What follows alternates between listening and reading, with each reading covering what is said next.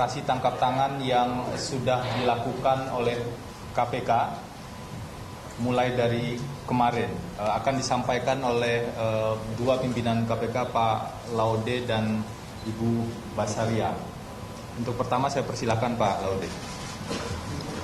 Terima kasih. Assalamualaikum warahmatullahi wabarakatuh. Selamat malam, salam sejahtera buat kita semua. Pertama-tama kami ingin menjelaskan beberapa hal, tapi sebelum kami masuk kepada inti permasalahannya, kami ingin menjelaskan 1-2 poin.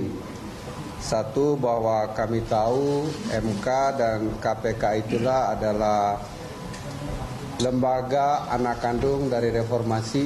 Oleh karena itu, maka KPK tetap menghargai kedudukan Mahkamah Konstitusi. Yang kedua, bahwa Mahkamah Konstitusi banyak melakukan judicial review terhadap undang-undang KPK maupun undang-undang Tipikor, dan karena judicial review tersebut juga KPK menjadi sebuah lembaga yang seperti sekarang selalu sering menguatkan posisi KPK. Yang ketiga, bahwa KPK tidak menargetkan secara khusus hakim-hakim MK di dalam kasus ini, tapi ini betul-betul karena informasi dari masyarakat. Keempat, berharap bahwa MK tetap bekerja sebagai biasa, dan berharap juga apabila penyidik-penyidik KPK membutuhkan tambahan informasi yang berhubungan dengan kasus ini, kami minta kerjasama dari MK dan seluruh jajaran untuk membantu proses penyidikan kasus ini. Untuk jelasnya tentang bagaimana kronologi dan hal-hal lain yang berhubungan dengan OTT akan disampaikan oleh Ibu Basaria. Silakan.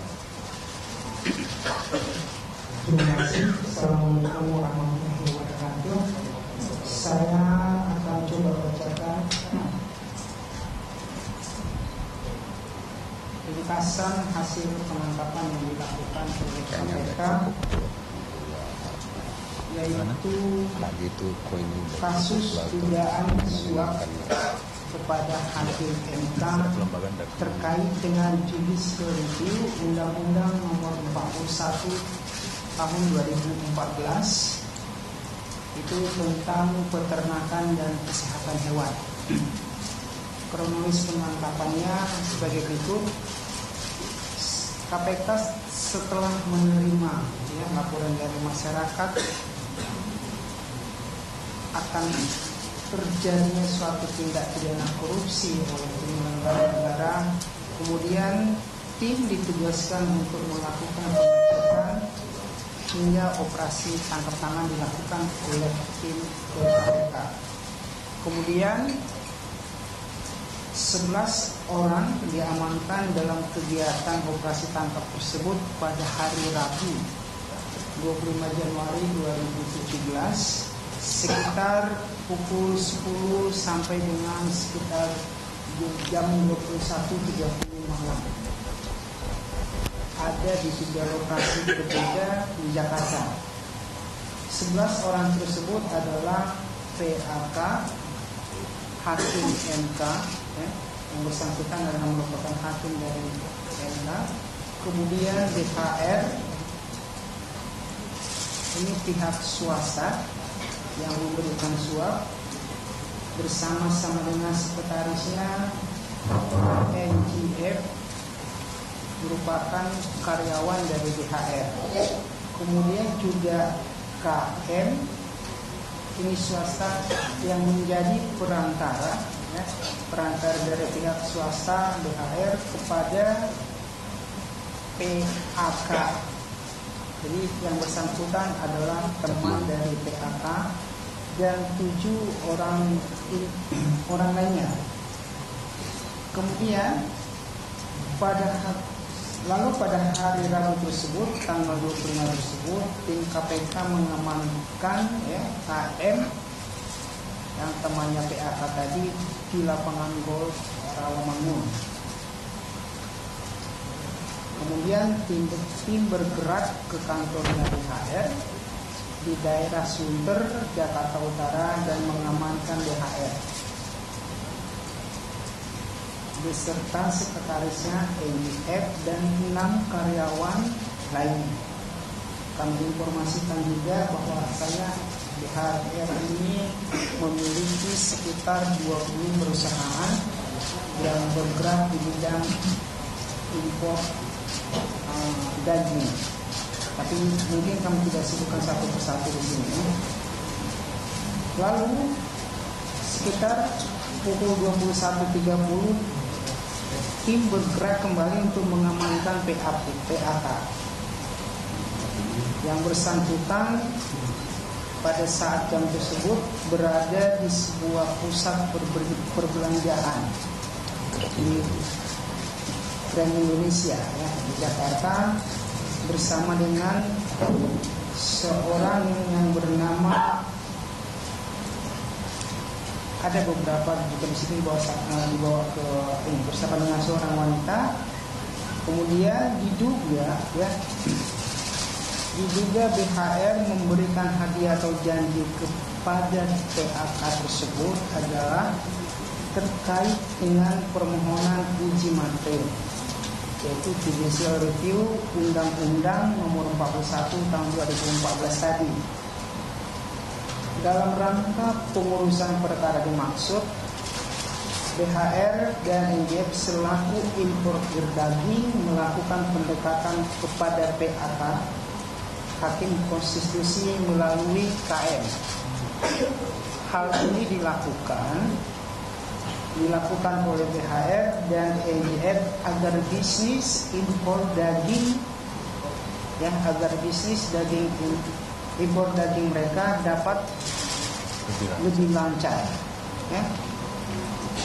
Setelah pembicaraan, PAK menyanggupi akan membantu agar permohonan uji material tersebut dengan nomor 129/PUU 12 tahun 2015 dimaksud dapat dikabulkan oleh MK. PAK diduga menerima hadiah $20.000 dan $200.000 Singapura. Dalam kegiatan ini, tim telah mengamankan berupa dokumen pembukuan perusahaan dan juga voucher pembelian mata uang asing tersebut, serta draft putusan perkara nomor 129. Setelah mengamankan 11 orang tersebut, KPK melakukan pemeriksaan 1 kali 24 jam hingga menetapkan status penanganan perkara.